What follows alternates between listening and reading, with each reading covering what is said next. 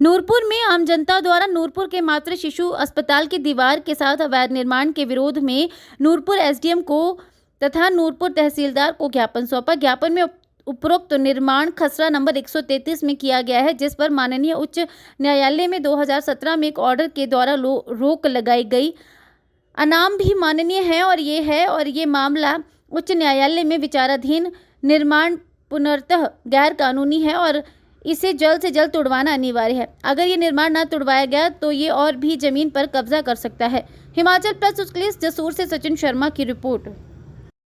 आज का ज्ञापन है, एक मौलवी हैं अब्दुल फारूक करके, और उन्होंने मस्जिद की आड़ में पीछे अपना घर बनाया है, अवैध निर्माण किया है, जिसका कि प्रशासन को अच्छी तरह सारी चीज़ें ज्ञात हैं कि ये कब बना, कैसे बना। और फिर वहाँ पे एक चैरिटेबल ट्रस्ट चलता है डॉक्टर APJ अब्दुल कलाम जी के नाम से, जिसमें मैं सचिव के रूप में वहाँ पे रहता हूँ।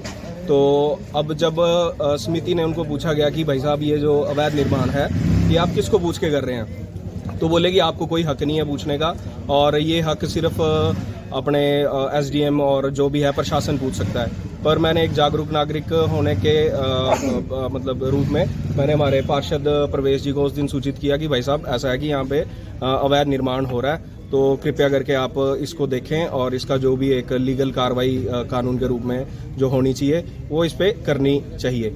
और ये जो फारूकी जी हैं, ये अब्दुल फारूक जी हैं, ये मूलतः चंबा के रहने वाले हैं, स्थायी निवासी हैं।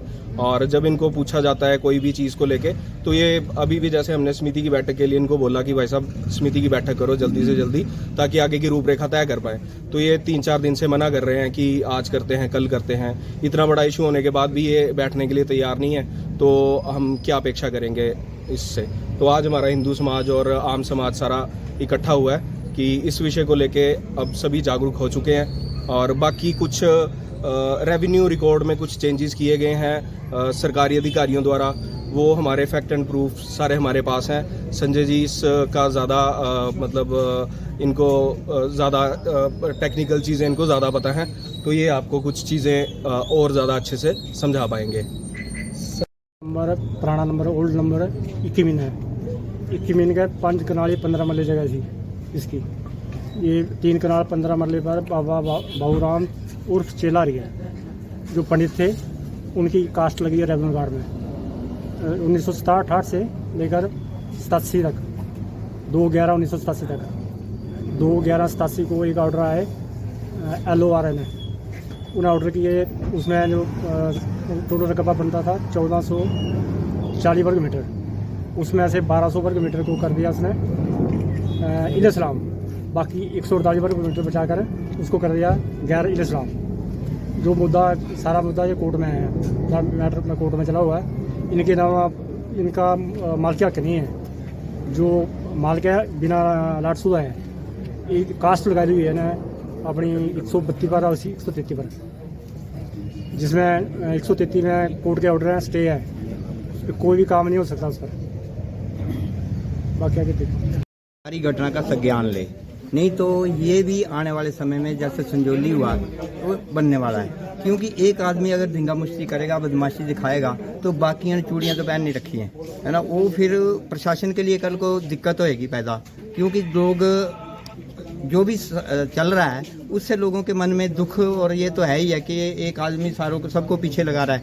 तो कल को आने वाले समय में अगर प्रशासन अपना काम ठीक से नहीं करता, तो फिर समाज वो करेगा जो जरूरी है।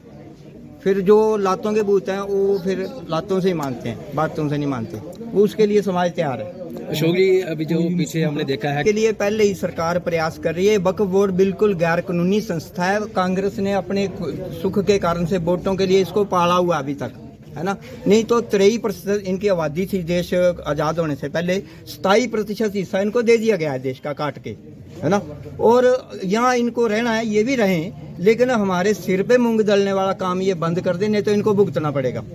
इन्होंने बोला कि 15 मिनट अब दे दो, पुलिस प्रशासन रह दो, हम दिखाते हैं। अब हम कहते हैं कि अगर ये स्थिति रही तो 10 मिनट हमें दे दो, देखो क्या होता है।